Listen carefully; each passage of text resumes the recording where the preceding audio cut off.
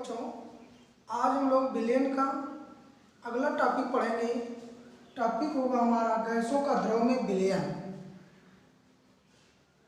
तो गैसों का द्रव में विलयन के लिए जैसा हम लोग जानते हैं कि सभी गैस किसी भी द्रव में कुछ न कुछ मात्रा में घुलती हैं। कुछ गैसें किसी द्रव में अधिक मात्रा में घुलती हैं और कुछ गैसें उसी विलायक में कम मात्रा में और कुछ विशेषता मुख्यतः घुलती ही नहीं।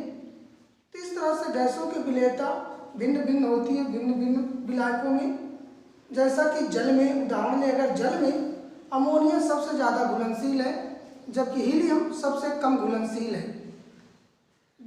एनटीपी पर एक निश्चित ताप पर जल के एक आयतन में अमोनिया के लगभग 1300 आयतन घुल सकते हैं, जबकि उसी जल में हीलियम के 0.01 आयतन ही घुल सकता है। तो किसी भी गैस में, किसी भी द्रव में गैस की विलेयता को उसके अवशोषण गुणांक के आधार पर व्यक्त किया जाता है। अवशोषण गुणांक क्या है? बुनसेन ने परिभाषा दिया है अवशोषण गुणांक की। क्या होता है अवशोषण गुणांक? कि निश्चित ताप एवं एक वायुमंडलीय दाब पर किसी विलायक के इकाई आयतन में एनटीपी पर घुली गैस का आयतन उसका अवशोषण गुणांक कहलाता है। और अवशोषण गुणांक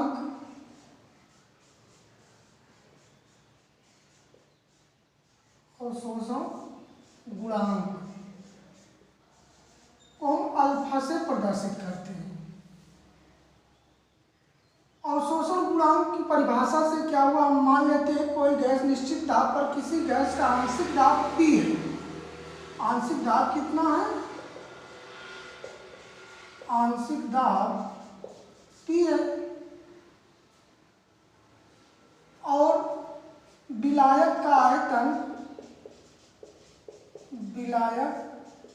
का आयतन V है एवं एनटीपी पर घुली गैस जो है, घुली गैस का आयतन V0 है। तो अल्फा बराबर क्या होगा? अल्फा बराबर हो जाएगा V0/PV। ये अवशोषण गुणांक का सूत्र है।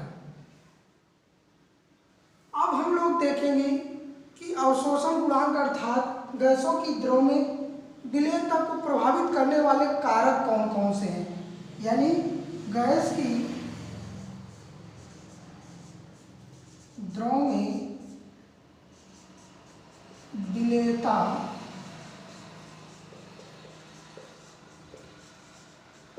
को प्रभावित करने वाले कारक। तो गैस की द्रव में विलयनता को कौन कौन से कारक प्रभावित करते हैं? इसमें कई कारक हैं। जैसे पहला कारक लें, गैस की द्रव में विलयनता को प्रभावित करने वाले कारक में पहला है गैस। पहला कारक है गैस एवं विलायक की प्रकृति।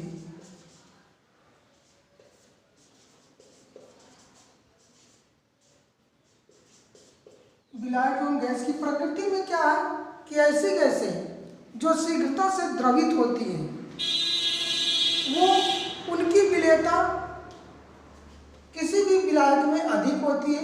जो आसानी से द्रवित नहीं होती उनकी विलयनता कम होती है।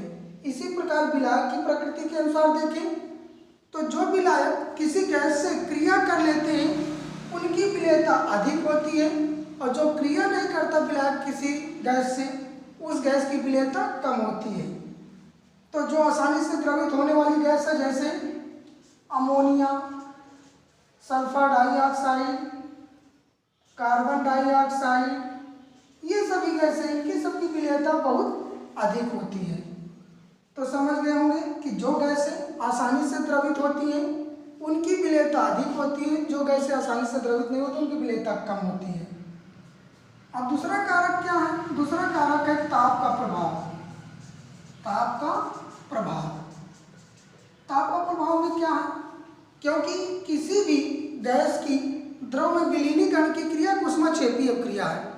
ऊष्माक्षेपीय क्रिया है तो लासातेलिय नियम से ताप बढ़ाने से क्रिया विपरीत दिशा में जाएगी, अर्थात ताप बढ़ाने से भी किसी भी गैस की विलेयता, द्रव में विलेयता घटती है। इसका सीधा सा उदाहरण हम लोग देखें तो हम लोग देखते हैं पानी को गर्म करने पर क्या होता है कि पानी में घुली हुई ऑक्सीजन बुलबुले के रूप में बाहर निकलने लगती है, अर्थात ताप बढ़ाने से विलेयता घटती है। तीसरा कारक है दाब का प्रभाव। दाब का प्रभाव, तो किसी भी गैस की विलेयता पर दाब का प्रभाव क्या पड़ता है?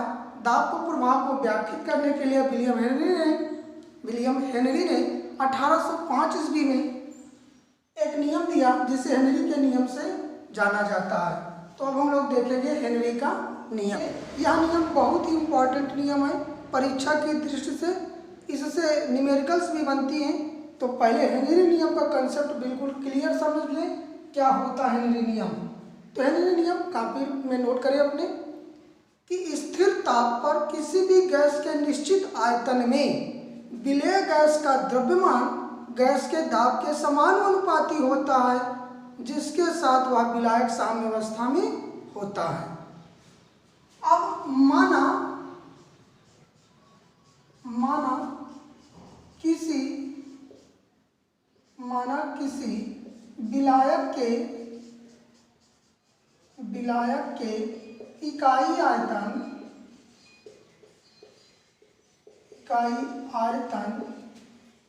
में घुली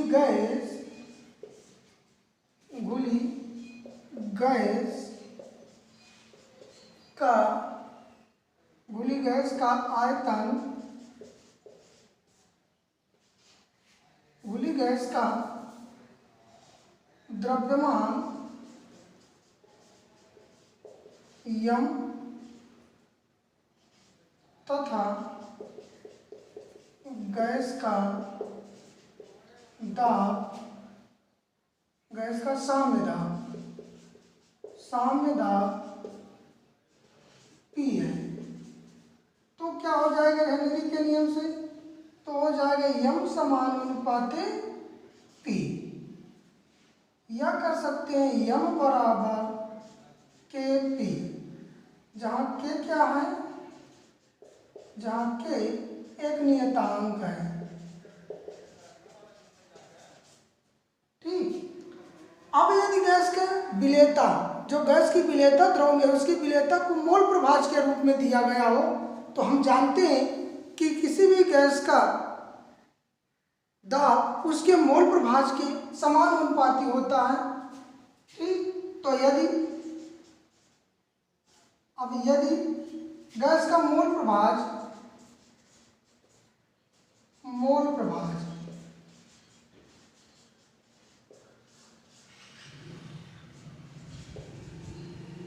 फ्रैक्शन x है, तो क्या हो जाएगा? तो हम जानते हैं P समानुपाती होता है मोल फ्रैक्शन, तो P बराबर करेंगे तो क्या हो जाएगा? KH upon mole fraction into mole fraction. KH क्या है? ये हेनरी नियतांक है। अब KH बराबर निकालें तो KH बराबर क्या हो जाएगा? P upon mole fraction. ये सूत्र बना, जहाँ पर यहाँ लिख लें KH, जहाँ KH बराबर क्या है? हेनरी नियतांक, हेनरी नियतांक। ठीक, तो यानी इसको अगर शब्दों में लिखें तो क्या हो गया इसकी जगह? गैस का आंशिक दाब, गैस का आंशिक दाब बटा गैस का मोल प्रभाज, गैस का मोल प्रभाज। ठीक, तो ये सूत्र बन गया, यही हेनरी नियम है। तो अब हम देखेंगे कि भिन्न भिन्न गैसों का विलेयता या हेनरी नियतांक होता कितना है जल में। कुछ प्रमुख गैसें हैं जिनके ताप यानी केल्विन में ताप दिया गया उसको उसके हेनरी नियतांक के मान ये लिखे गए हैं। उदाहरण के जैसे हमारी हीलियम है 293 केल्विन अर्थात 20 डिग्री सेल्सियस पर उसका हेनरी नियतांक कितना होता है 144.97। उसी तरह से हाइड्रोजन का 293 केल्विन पर 69.16, नाइट्रोजन का 293 केल्विन पर 76.48 हेनरी नियतांक है। ये टेबल में बना हुआ सब हेनरी स्थिरांक। अब हम लोग ये देखें क्या ये नियम हेनरी नियम सभी गैसों पर लागू होता है, अर्थात हेनरी नियम की सीमाएं क्या हैं। तो सीमाएं इसकी हेनरी नियम की सीमाएं, इसकी दो प्रमुख सीमाएं हैं। दो प्रमुख सीमा है। पहली सीमा क्या है, हेनरी नियम केवल आदर्श गैसों पर लागू होता है, परंतु कुछ वास्तविक गैसों पर लागू होता है जो गैसें कम दाब पर आसानी से द्रवित हो जाती हैं।